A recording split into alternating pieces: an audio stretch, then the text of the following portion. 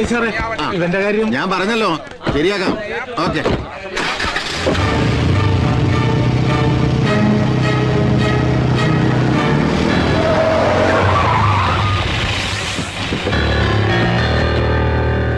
സാറേ, ഞങ്ങള് നയനാൻസ് കമ്പനിന്ന് വരിക ഈ വണ്ടി പിടിച്ചോണ്ട് പോവാൻ. പലതവണ പറഞ്ഞിട്ടും കുടിശ്ശിക അടച്ചു തീർക്കാത്തോണ്ട് വണ്ടി തിരിച്ചു പിടിക്കണമെന്നാ ഞങ്ങൾക്ക് കിട്ടിയ ഓർഡർ. ഈ നിൽക്കുന്ന ആരാന്നറിയോ? ഞങ്ങളുടെ പാർട്ടിയുടെ കേന്ദ്രത്തിലെ ജോയിന്റ് സെക്രട്ടറിയാ, IACC അനിശ്ചയത്തെ നേതാവാ. IACC അല്ല, വണ്ടിയുടെ CC അടയ്ക്കേണ്ട കാര്യ. ഒരു വർഷത്തെ കുടിശ്ശിക ബാക്കിണ്ടേ. കുടിശ്ശികയും കുടിപ്പകയും നടുറൂട്ടി ചർച്ച ചെയ്യേണ്ട. അടയ്ക്കാനുള്ളതൊക്കെ കേന്ദ്ര കമ്മിറ്റി കഴിഞ്ഞിട്ട് ഞാനൊന്ന് ആലോചിച്ചിട്ട് അറിയിക്കാം. ഇപ്പൊ വണ്ടി എടുത്ത് മാറ്റണം. കേന്ദ്രത്തില് നമ്മളൊക്കെ ജോയിന്റിലെ കാര്യങ്ങള്, കേരളത്തില് കളി വേറെ സാറേ. പക്ഷെ ഇപ്പൊ വണ്ടി കൊണ്ടേ പോകൂ. നീ എന്നെ രാഷ്ട്രീയം പഠിപ്പിക്ക. കുറച്ച് ഗുണ്ടായുസവും കുതിയാലോട്ടൊക്കെ കളിച്ചിട്ട് തന്നെയാ ഈ കതറൂട്ട് ഞാൻ ഇപ്പോഴും നടക്കുന്നത്. ഉജാല മുക്കി തെച്ച് വടിവാക്കി ഈ കതറുമിട്ട് മഹാത്മാഗാന്ധിയുടെ ക്വാളിറ്റി പറഞ്ഞ് കോളീസിൽ പാഞ്ഞടക്കുന്ന രാഷ്ട്രീയ നേതാവിന്റെ അടവ് നയം ഇവിടുത്തെ നാട്ടുകാർക്ക് നന്നായിട്ട് അറിയാം. പക്ഷേ എടുത്ത വണ്ടിയുടെ അടവ് തിരിച്ചടച്ചില്ലെങ്കിൽ ഞങ്ങള് CC-കാരുടെ അടവ് നയം സാറിനെ അറിയിക്കേണ്ടി വരും. ജോയിന്റ് സെക്രട്ടറി ആണെന്ന് നോക്കൊന്നുമില്ല, അടിച്ച് ജോയിന്റ് ഇളക്കി കളയും ഞാൻ. നീ എന്ത് ചെയ്യുന്നാടാ? ഞങ്ങൾ ഇത്ര അണികളുള്ളപ്പോ ഷൺമുഖ, നീയൊക്കെ സമരത്തിന് സർക്കാർ വണ്ടിയുടെ ടയർ കുത്തിപ്പൊട്ടിച്ച പഴക്കുള്ളൂ. എനിക്ക് വയറ് കുത്തിപ്പൊട്ടിച്ച തഴക്കം. പൊട്ടലുവാരി സമരമാല തീർക്കും ഞാൻ. നീയൊക്കെ അണിയല്ല, നീയൊക്കെ പാർട്ടിയുടെ വെറും ആണിയാ. വേണ്ട വേണ്ട.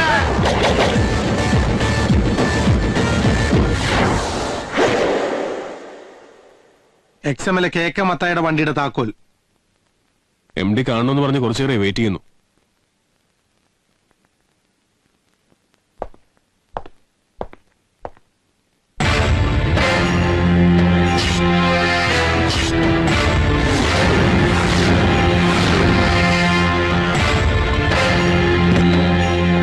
വരണം.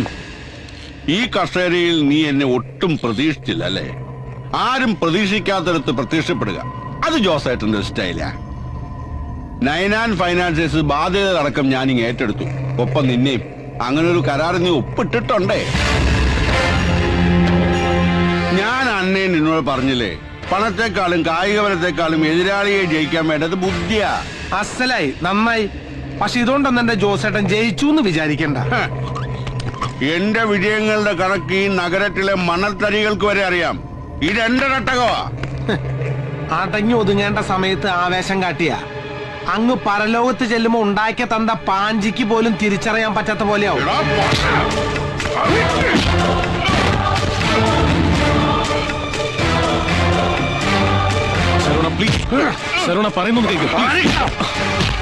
നിന്റെ മൂസാക്കയുടെ പ്രായമുള്ളതുകൊണ്ട് മാത്രം നിന്നെ ഞാൻ വെറുതെ വിടണേ. ഇനിയെങ്ങാനും നീ എനിക്കിട്ട് പണിയാൻ വന്ന സാക്ഷാൽ പഴനിമുരുകനാണ് സത്യം.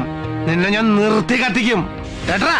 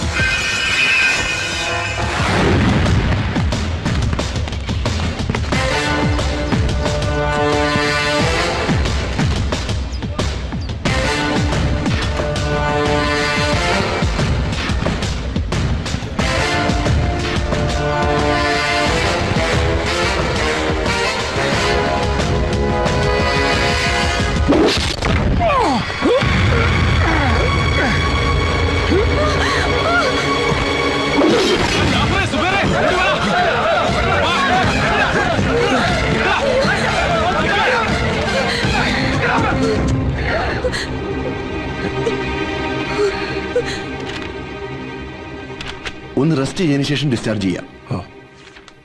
പോലീസ് കംപ്ലൈന്റ് വേണ്ട സാർ. മൂസാക്ക് വിവരം അറിയിക്കട്ടെ? അറിഞ്ഞാൽ ആ പാവാകെ വിഷമിക്കും. വേണ്ട. എന്തിനാ പരാതിയില്ല എന്ന് പറഞ്ഞത്? കഴിഞ്ഞത് കഴിഞ്ഞു. ഇനി പോലീസ് കേസ് കൊണ്ടൊന്നും ഒരു പ്രയോജനമില്ല. അത് പറ്റില്ല. ആരോ മനഃപൂർവ്വം ചതിക്കാൻ വന്നതാ. ആരായാലും കണ്ടുപിടിച്ചേ പറ്റൂ. ആരാ എന്താന്നൊക്കെ അന്വേഷിക്കാൻ പോയല്ലേ പിന്നെ ഞാൻ ആ പഴയ പണി തുടരേണ്ടി വരും. ഇയാള് കുറച്ചു മുമ്പല്ലേ പറഞ്ഞേ എല്ലാം ഉപേക്ഷിക്കാൻ. സ്വന്തം നിലനിൽപ്പിന് അത്യാവശ്യം അടിയിടിയൊക്കെ ആവാം. അടിച്ചവനെ തിരിച്ചടിക്കണം. സ്വന്തം നിലനിൽപ്പിന് അത്യാവശ്യം അടിയിടിയൊക്കെ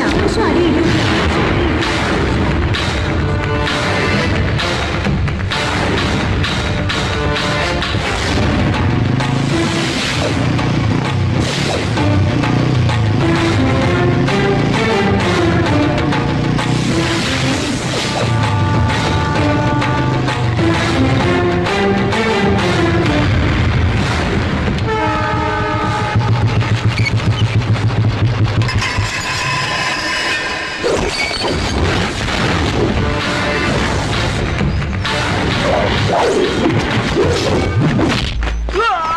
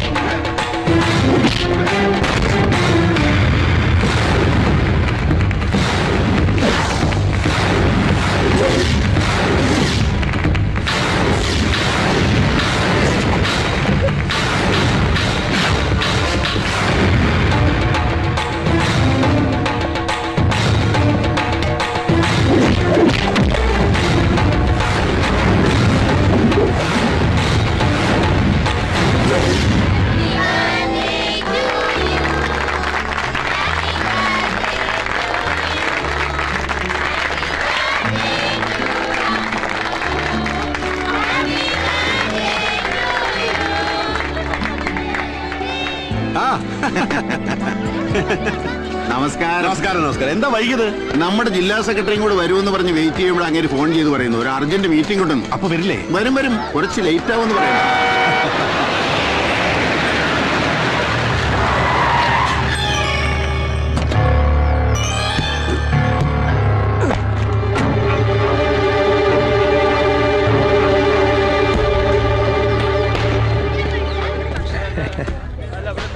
ജോസേന്റെ പേരക്കുട്ടിയുടെ പിറന്നാളിന് ഞാനില്ലാതെ എന്താഘോഷം?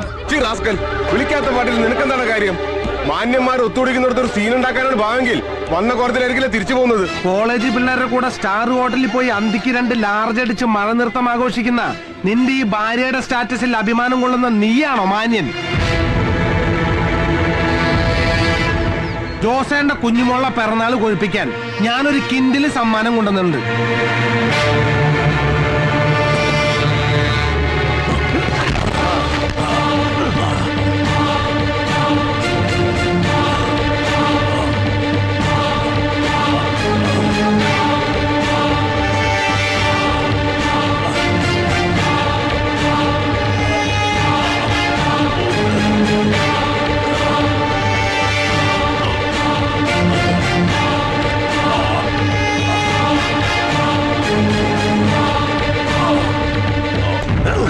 കൊടുക്കണ ജോസേനൊരു സമ്മാനം.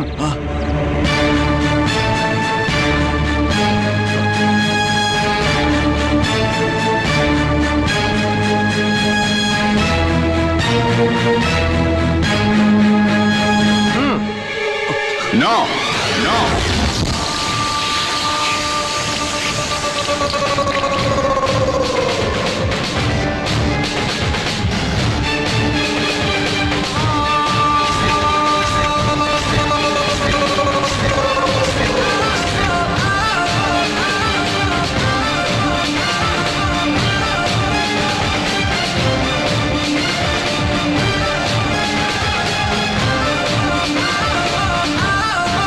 അപ്പന്റെ നേരെ കൈ ഉയർത്താൻ മാത്രം നീ വളർന്നിട്ടില്ലടാ. ഞാൻ ഐസക് ജോൺ, ജോസേട്ടന്റെ മോനാ.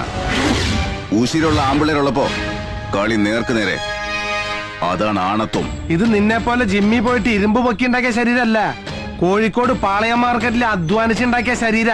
ഇത് വെച്ചൊരു അലക്കാലക്കാണ്ടല്ല, അപ്പനെ കയറി ജോസേട്ടാന്ന് വിളിക്കുന്ന നിന്റെ കളസ അപ്പ കീറും. നാട്ടുമ്പുറത്ത് ഊച്ചാലയോട് സംസാരിക്കുന്ന ഭാഷ നീ എന്നോട് സംസാരിച്ചാലുണ്ടല്ലോ, അറിയില്ല നിനക്കെന്നെ. അറിയടാ, നന്നായിട്ടറിയാം. നിന്റെ അപ്പം പഠിക്കാത്ത ബിസിനസ് മാനേജ്മെന്റ് പഠിക്കാൻ ഡൽഹി പോയ നീ ഇന്ന് ലാൻഡ് ചെയ്തപ്പോഴേ ഞാൻ തീരുമാനിച്ചു എന്റെ അടുത്ത ഇര നീയാണെന്ന്. മോനെ ഐസ് ഫ്രൂട്ടെ, ഞങ്ങളെ പോലുള്ളവരെ മാനേജ് ചെയ്യാൻ നിപ്പ പിടിച്ച മാനേജ്മെന്റ് മാത്രം പോരാ, മേലാൽ ഇത്തരത്തിലുള്ള പോക്കിരിത്തരന്ന് നിന്നാ. സ്മാർട്ട് ആകാം, പക്ഷെ ഓവർ സ്മാർട്ട് ആവരുത്. എന്നെ അപ്പനെ അപമാനിച്ച നീ രക്ഷപ്പെട്ടു എന്ന് കരുതണ്ട. നിന്റെ അന്ത്യം വരെ നിഴല് പോലെ ഞാനുണ്ടാവും. സൂക്ഷിച്ചു.